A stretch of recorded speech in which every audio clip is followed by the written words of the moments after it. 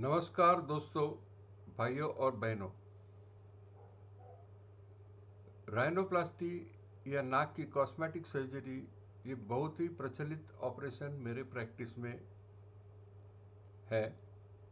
यह ऑपरेशन मैं पिछले 42 ईयर्स से करते आ रहा हूँ। बहुत बदलाव हुए, नई नई टेक्नोलॉजी आई और उसका इस्तेमाल मैं करता हूँ, परंतु कुछ सवाल पेशेंट जो पूछते हैं वो वही के वही रहे। उनको बहुत उत्सुकता रहती है। ऑपरेशन के पहले कई पेशेंट मुझे पूछते हैं कितने टाके लगेंगे, या ऑपरेशन होने के बाद पेशेंट और पेशेंट के रिश्तेदार भी पूछते हैं कितने टाके लगे।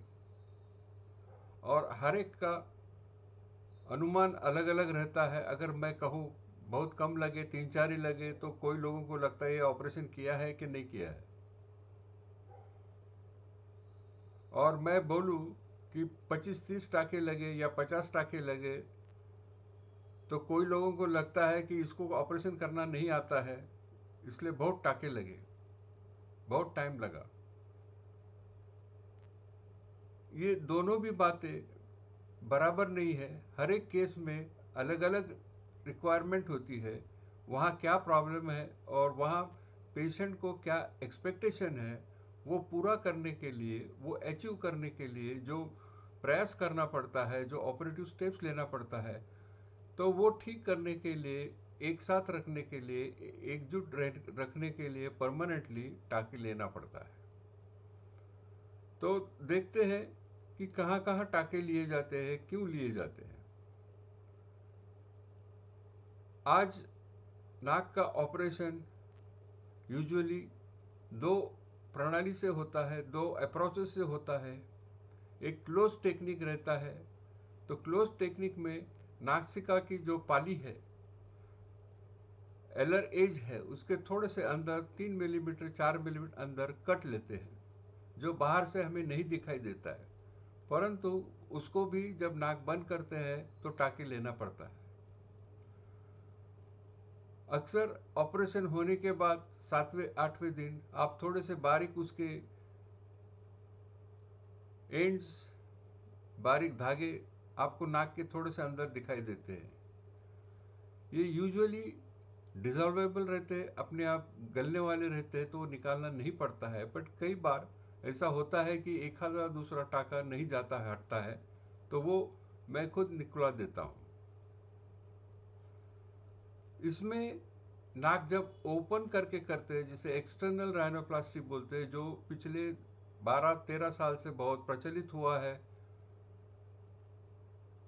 तो इसमें हमको नाक के दोनों नासिका के बीच में, नॉस्ट्रिल्स के बीच में जो पर्दा है खड़ा, जिसको कॉलुमेला बोलते हैं, उसके ऊपर आड़ा कट लिया रहता है और वो घुमा के नाक के पीछे, फिर नाक के अंदर से पूरे नासिका में ऊपर से नीचे तक घुमाया जाता है, जिससे पूरा नाक बॉक्स के टाइप खुल जाता है।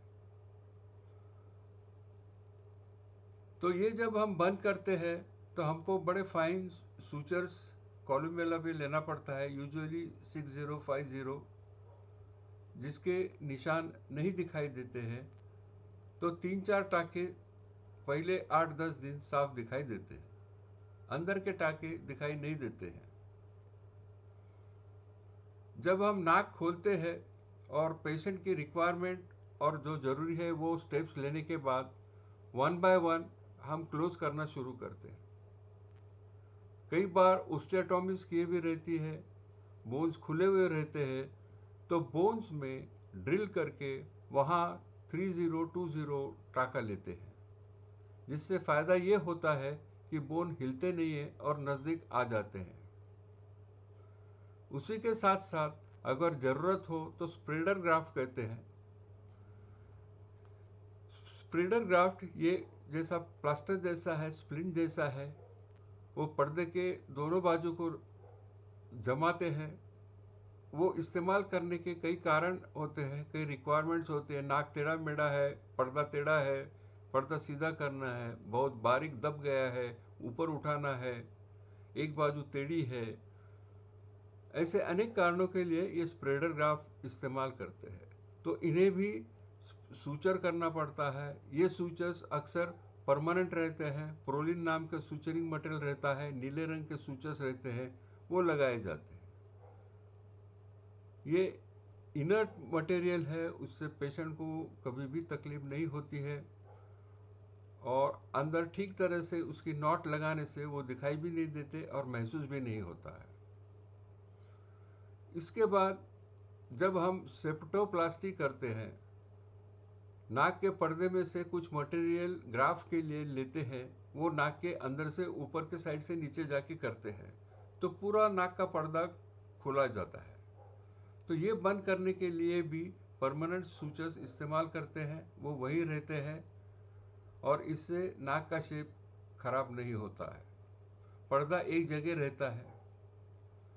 उसके बाद पैनिंग सूचर्स बोलते हैं। अगर नाक के जो कार्टिलेजेस है वो बहुत फैले हुए हैं और थोड़े से नज़दीक लाना है तो उनको सूचर किया जाता है, ये भी परमानेंट इस्तेमाल करते हैं। अक्सर नाक जब ऑपरेशन किया जाता है और पेशेंट की डिमांड रहती है कि टिप शार्प चाहिए, तो टिप प्लास्टिक की जाती है। नाकों के दोनों बाजू के कार्टिलेजेस जो फैले हुए हैं, चौकोनी है, गोलाकार है, उन्हें खींच के साथ में लाया जाता है, उन्हें पिंच किया जाता है, ट्रायंगुलर अपीयरेंस लाने का प्रयत्न किया जाता है और वो एक साथ स्टिच किए जाते हैं। इसके कई नाम हैं और इसके कई प्रकार हैं। उसके साथ साथ कभी कभी दूसरे एडिशनल ग्राफ्स इस्तेमाल करते हैं।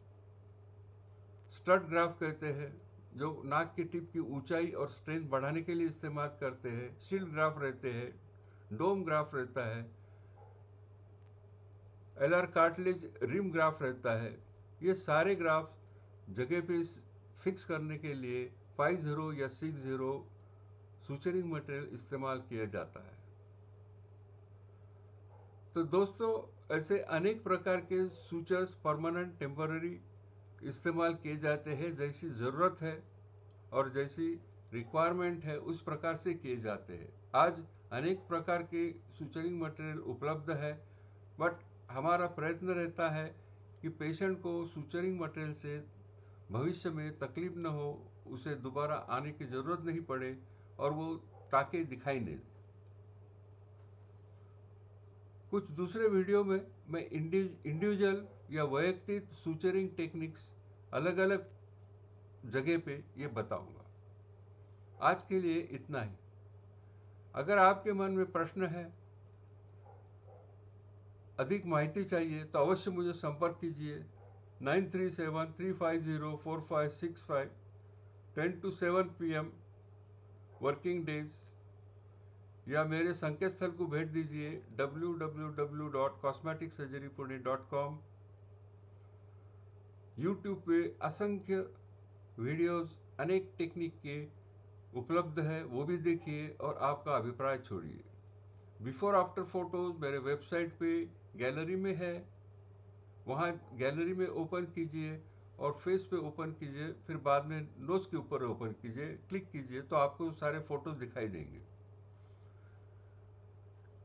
ये फोटो सारे अपने भारतीय पेशेंट्स के हैं, उसमें कोई मॉर्फिंग या टचअप नहीं किया गया है, जैसे कि वैसे है, वास्तववादी है। धन्यवाद।